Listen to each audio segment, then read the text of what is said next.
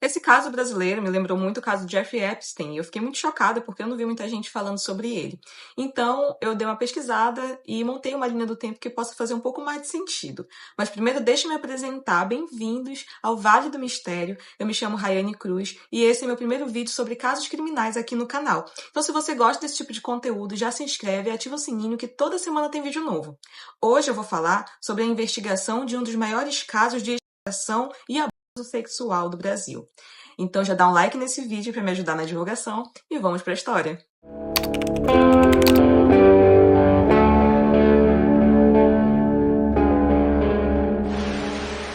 Samuel Klein nasceu na Polônia, onde viveu na ocupação nazista e foi levado ao campo de concentração de Majdanek aos 19 anos. Em 1950, ele conseguiu fugir do campo de concentração para o Brasil, onde começou a vender produtos de porta em porta, empurrando uma charrete em São Vicente do Sul, São Paulo. Conhecido nacionalmente como o Rei do Varejo, apenas 2 anos após chegar ao Brasil, Samuel fundou a sua primeira empresa, a Casas Bahia, que nas décadas seguintes se tornaria uma das maiores redes varejistas do país. A rede agora faz parte do conglomerado Via Varejo, grupo que tem faturamento anual de 30 bilhões de reais. Por volta do fim da década de 80, era de conhecimento comum entre os jovens de São Vicente que havia um senhor empresário que oferecia presentes e dinheiro em troca de favores, mas o que eles acabavam descobrindo lá com ele era que esses favores eram sexuais. Meninas entre 9 e 17 anos estavam recebendo semanalmente grandes quantias em dinheiro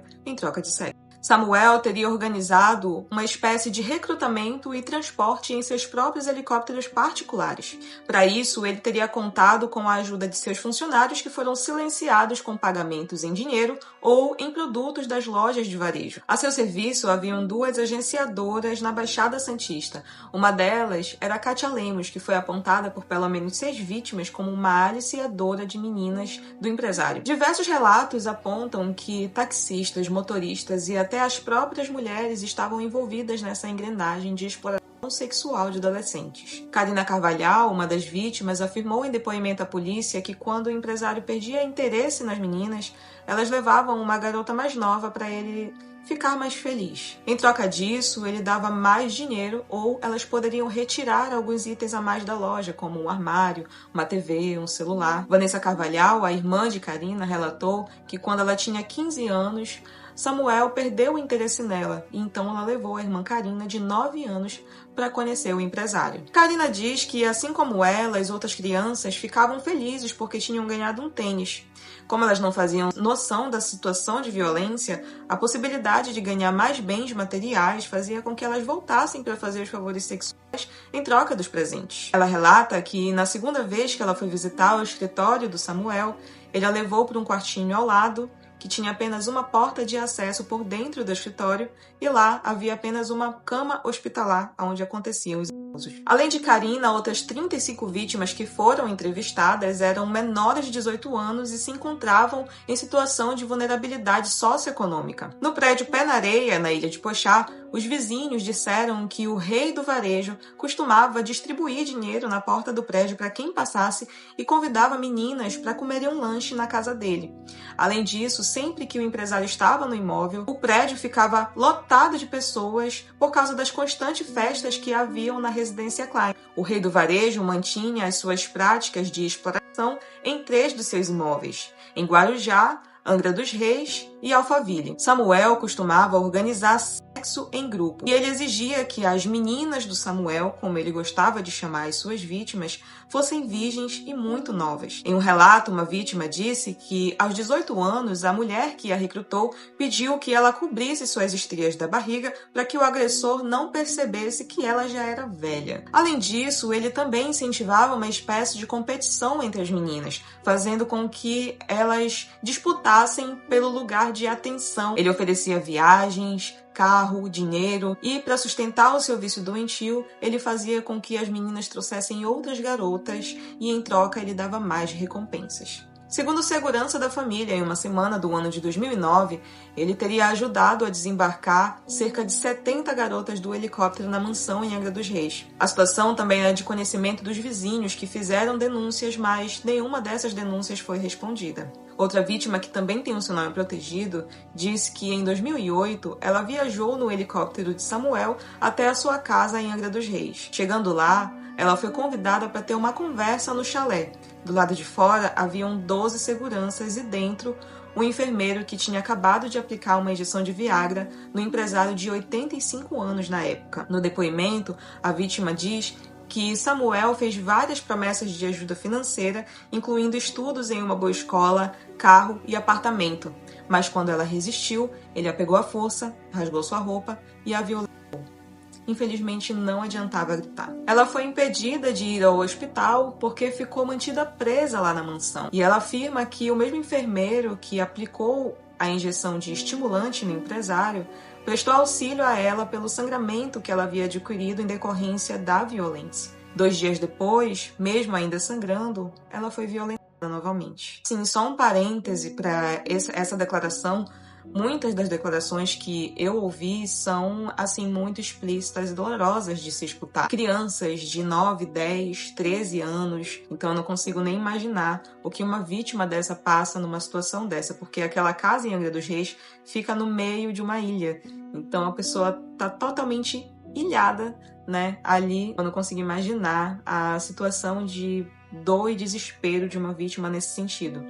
E acredito que uma das partes mais chocantes é que muitas vezes a exploração era incentivada pela própria família da vítima, em troca de dinheiro, carro e outros itens das lojas, como eletrodomésticos e eletrônicos. Investigações mais atuais revelaram 7 processos cíveis e criminais em que mulheres acusam Samuel de abuso e exploração sexual. Já adultas, muitas dessas vítimas que denunciaram os abusos relataram que as propriedades onde aconteciam as famosas festas dos Klein eram cercadas por seguranças e era lugar onde aconteciam orgias e aliciação de menores. Samuel conseguiu abafar os crimes por muitos anos através de acordos judiciais que estão arquivados sob sigilo, contendo registros das denunciantes que foram atrás de indenização depois de adultas. Na verdade, a maioria das denúncias foram feitas por mulheres que buscaram por justiça após entenderem o que de fato estava acontecendo.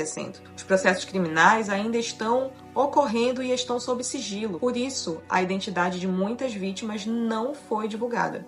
Os inquéritos que criminalizam organizações de natureza hedionda são morosos. Sabendo disso, Samuel fechava acordos judiciais que evitavam a citação em curso, ou seja, evitavam que o seu nome fosse citado ou notificado no curso da investigação. Assim, ele conseguia se esquivar das citações judiciais, fazendo com que não houvesse uma investigação por parte do Ministério Público. Também foram encontrados outros 4 processos em que mulheres afirmam ser vítimas e pedem indenização por danos morais. Além disso, a apuração revelou mais 8 processos que estão arquivados sob sigilo, com alegações de abuso sexual contra Samuel Klein. Uma das antigas gerentes da Casas Bahia revelou que tanto o pai Samuel quanto seu filho Saul retiravam dinheiro constantemente dos caixas. Ela separava a quantia solicitada e no fim do dia, meninas de 15 a 17 anos, às vezes acompanhada das mães, iam lá retirar os valores nas lojas.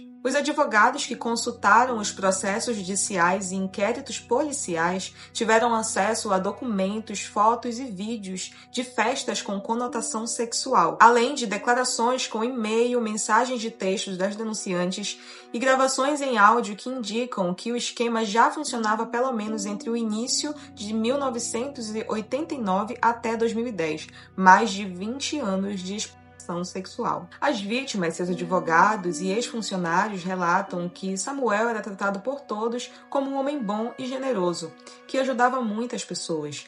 O modus operandi dele era focar nas meninas em situação de vulnerabilidade social e econômica. Ele fazia assim com que essas vítimas ficassem condicionadas e dependentes emocionalmente e financeiramente dele. Ele oferecia dinheiro, emprego e outros presentes para atrair as suas vítimas. Quando ele conseguia atraí-las, ele então realizava os abusos. Samuel faleceu em 2014 sem ser julgado. A empresa então passou a ser dirigida pelo seu filho Saul Klein, que também deu continuidade aos negócios sombrios do pai. Em dezembro de 2020, o Fantástico exibiu uma reportagem que expôs a denúncia de 14 mulheres acusando Saul Klein de exploração e abuso sexual. Essas denúncias acabaram revivendo o caso e abriu uma nova investigação, agora com a participação do Ministério Público e da Polícia Militar de São Paulo. Carregando seu legado, Saul foi acusado de atrair jovens de 16 a 21 anos em condições de vulnerabilidade social, com a falsa promessa de emprego como modelo. Segundo o Ministério do Trabalho, após serem aliciadas, as meninas eram submetidas a um esquema de exploração, sendo obrigadas a manter relações sexuais com Saul Klein por vários dias. O Ministério Público também afirmou que essas situações aconteciam sob extrema violência psicológica e sob vigilância armada. Na entrevista ao Fantástico, a advogada das vítimas, Gabriela Souza, disse que as meninas eram privadas de alimentação, eram expostas a uma temperatura muito baixa e obrigadas a usarem roupas de banho e não podiam se aquecer. Elas eram coagidas a usar álcool e, principalmente, eram violentadas. A Gabriela diz que existe um histórico transgeracional de violência sexual dos Klein. Ela disse: Saul Klein recebeu uma educação baseada na exploração de mulheres. Com o pior exemplo em casa e usando o poder social que o dinheiro lhe beneficia, replicou e especializou o modus operandi paterno para cometer as mais diversas atrocidades. Em 14 de julho de 2023, Saul foi condenado a pagar 30 milhões de reais em indenização por abuso sexual e exploração de mulheres e adolescentes.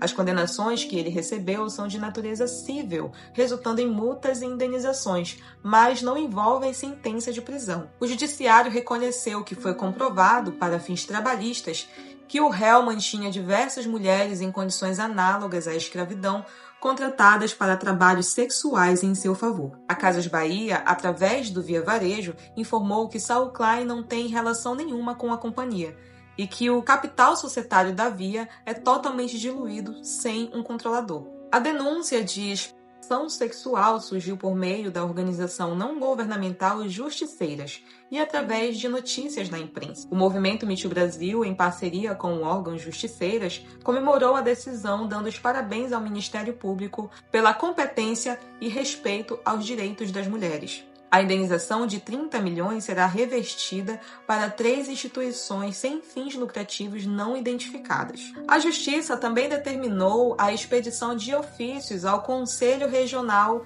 de Medicina de São Paulo e ao Ministério Público Estadual para a apuração se os médicos que realizaram o atendimento das vítimas no sítio do réu cometeram infração ética ou legal, ou se houveram infrações à legislação de saúde pública.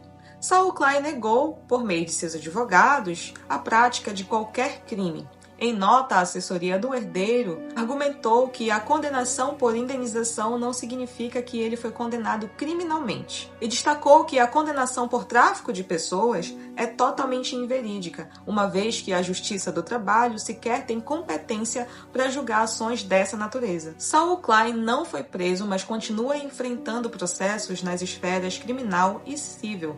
Ele ainda responde a acusações que podem ampliar as consequências legais dependendo do andamento do processo. Esse foi o caso de hoje. Espero muito que vocês tenham gostado. Vale do Mistério também é podcast para você ouvir quando quiser. O link para o acesso do podcast vai estar aqui na descrição, junto com as fontes que eu usei para esse vídeo. Me conta aqui nos comentários o que você achou desse caso, se você já tinha conhecimento sobre ele. Compartilha com um amigo que você sabe que gosta desse tipo de conteúdo. Não esquece de me deixar sugestões aqui, de deixar aquele like também e até a próxima história.